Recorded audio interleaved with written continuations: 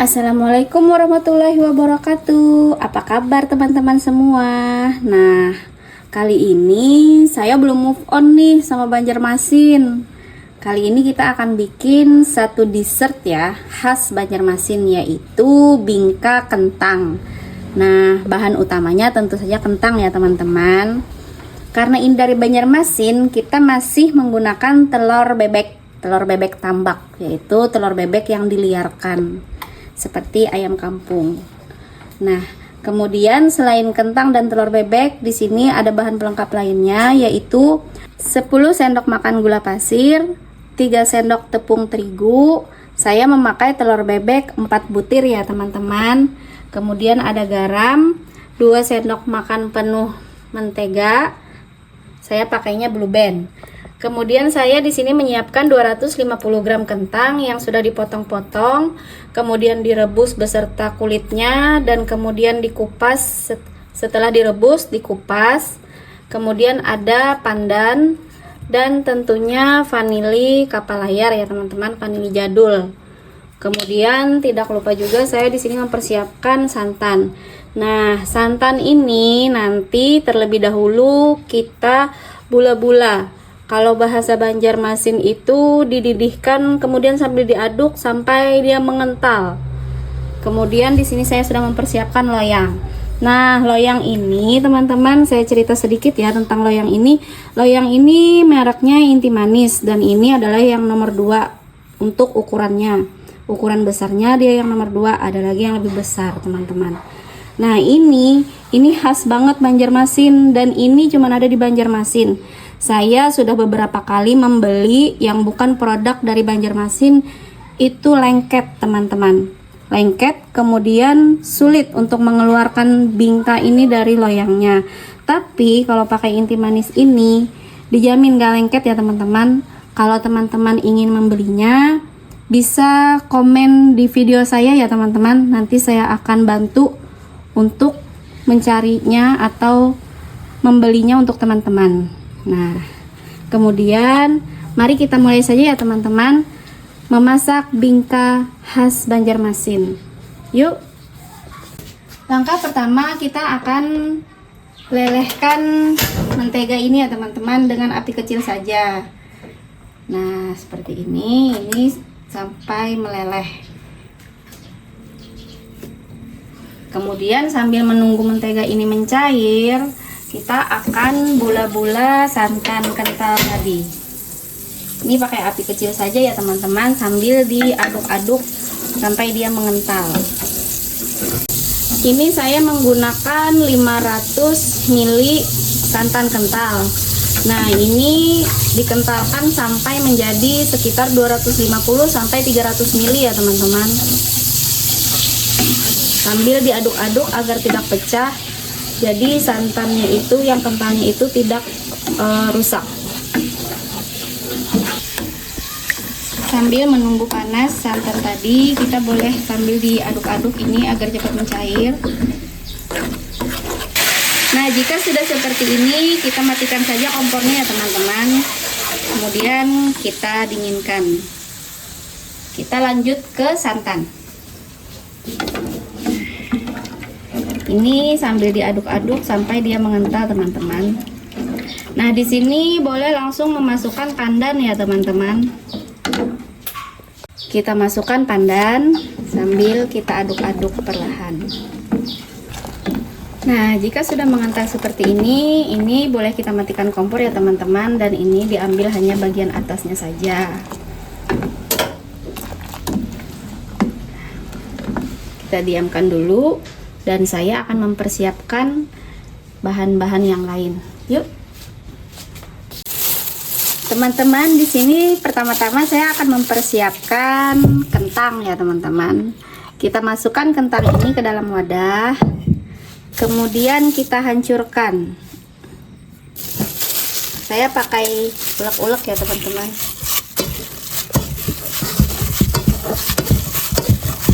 Seperti ini ya teman-teman. Tidak perlu terlalu hancur banget, boleh saja masih bergerindil tekstur kentangnya.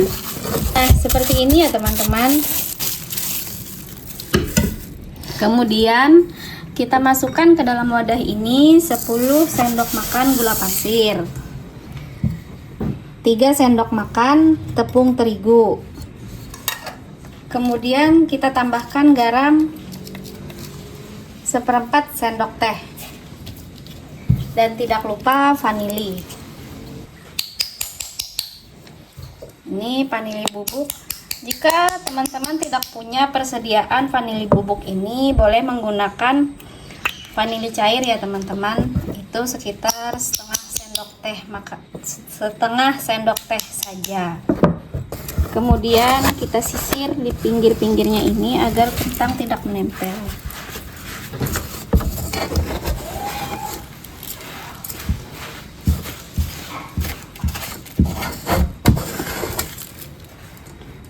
Setelah seperti ini, boleh kita masukkan telur ya teman-teman. Di sini saya menggunakan 4 butir telur. Ini telurnya karena insiden yang kemarin itu loh teman-teman. Saya nabrak pembeli lain dan telur saya jatuh. Untunglah masih bisa diselamatkan. Nah, kemudian di sini kita aduk ya teman-teman.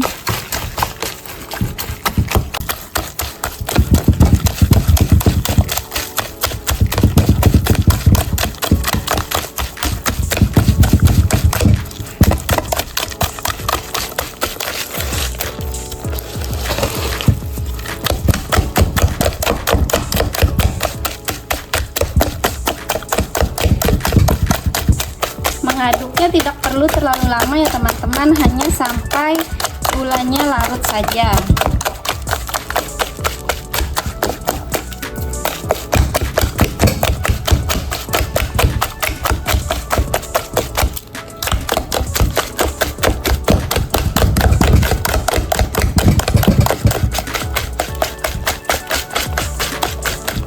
Nah, seperti ini ya teman-teman. Kemudian kita tambahkan mentega cair. Kita tambahkan mentega cair sambil diaduk-aduk ya teman-teman. Seperti ini.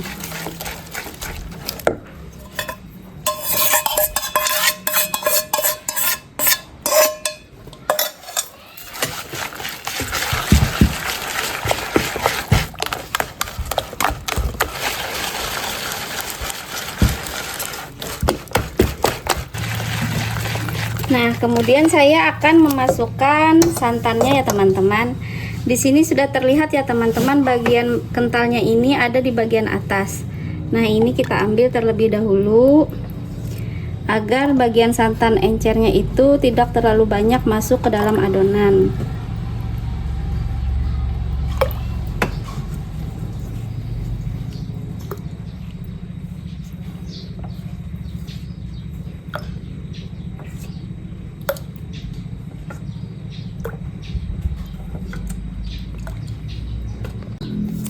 Nah, 1 gelas penuh ini sekitar 300 ml ya teman-teman. Kita masukkan. Ini dimasukkan selagi hangat, nggak masalah ya teman-teman, untuk membantu melarutkan gula tadi. Kita sisihkan dulu dan kemudian kita aduk sampai merata.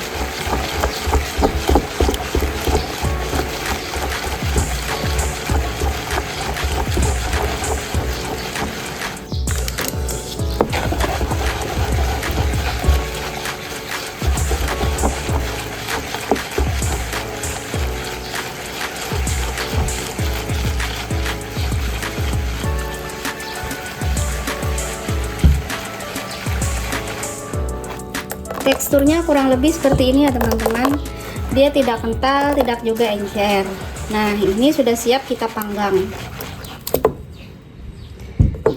Saya akan menyiapkan loyang dan minyak goreng.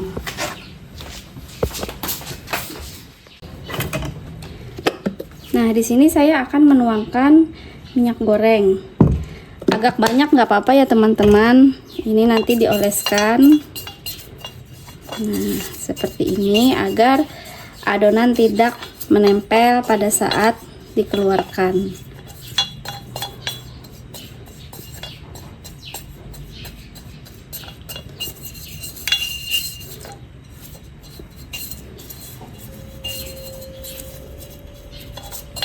dioleskan sampai merata.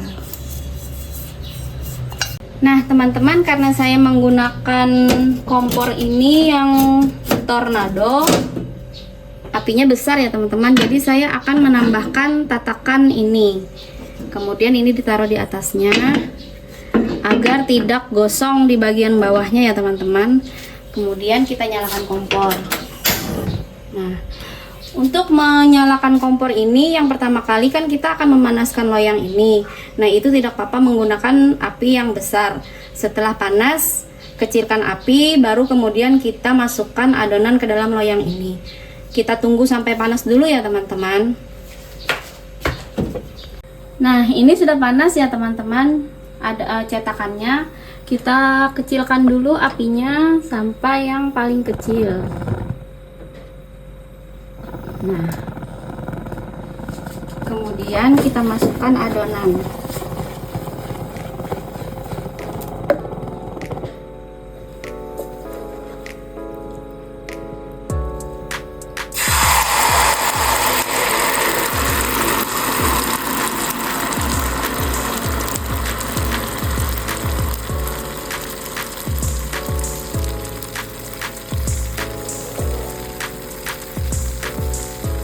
Seperti ini ya teman-teman.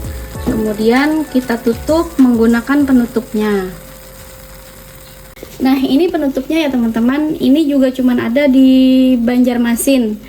Mungkin ada di daerah lain, cuman penggunaannya berbeda. Yang dari Banjarmasin ini lebih tebal.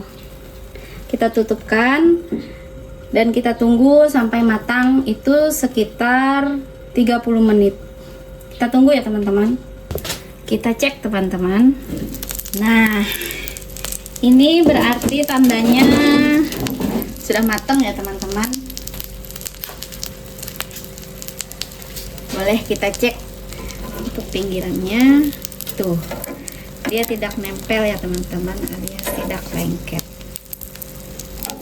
Nah, udah mulai gosong. Sekarang kita cek bagian tengahnya dengan menggunakan tusuk sate.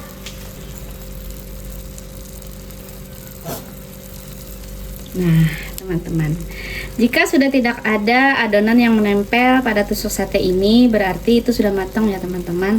Sekarang kita matikan kompor dan kita angkat.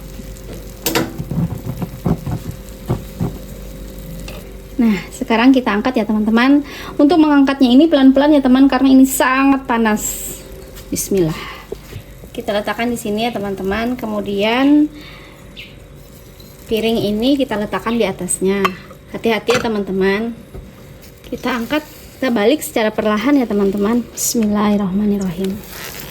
Nah, seperti ini. Kemudian kita putar piringnya. Ini panas teman-teman. Harus sangat hati-hati ya teman-teman, karena ini panas banget.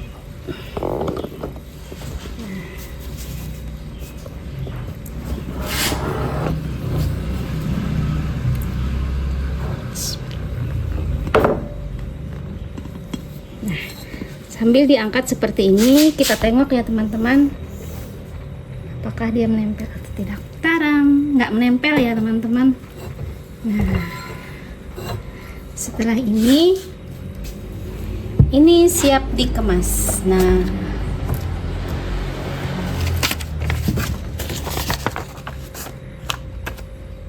oh ya teman-teman, selain ini adalah resep dari saya, ini juga adalah bahan dagangan saya. Nah, seperti ini teman-teman. Cantik bukan? Nah, tutup. Jika ingin menutup, tunggu dia dingin ya teman-teman, agar tidak cepat basi. Nah, saya bisa memastikan pinggal kentang ini, jika teman-teman menyimpannya di dalam kulkas, itu bisa awet sampai 3 hari. Asalkan pada saat memasukkan ke dalam kulkas, teman-teman mendinginkannya terlebih dahulu sampai suhu ruang. Begitupun ketika ingin menutup, didinginkan dulu sampai suhu ruang. Baiklah teman-teman, sampai di sini resep makanan khas Banjar bingka kentang khas Banjarmasin dari Mamah Bunda. Jika teman-teman ingin bertanya, boleh komen di kolom komentar ya teman-teman. Saya di Palangkaraya menjual ini. Jika teman-teman ingin memesannya juga boleh. Nah, sampai jumpa di video yang selanjutnya. Terima kasih teman-teman. Assalamualaikum warahmatullahi wabarakatuh.